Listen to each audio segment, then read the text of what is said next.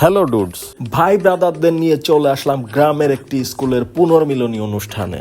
সবাই একদম সুপারস্টারদের মতো ভাব নিয়ে অনুষ্ঠান প্রাঙ্গণে প্রবেশ করি। যদিও কেউ আমাদেরকে ফলো করে নাই, খুবই দুঃখজনক। সেখানে প্রবেশ করেই দেখি আরে বাবা, ঝাঁকানাকা ডান্স চলতেছে। তো আমরা কিছু সময় ঝাঁকানাকা ডান্স এনজয় করি। এই মানুষগুলোকে দেখেন কি গভীর মনোযোগের সাথে উপভোগ করতেছে।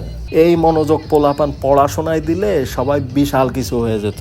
ছোটবেলায় এই ধরনের অনুষ্ঠানের জন্য অপেক্ষা করে থাকতাম, আর এখন আশেপাশে কত বড় বড় কনসার্ট হয়, but I am not interested. এটাই বাস্তব।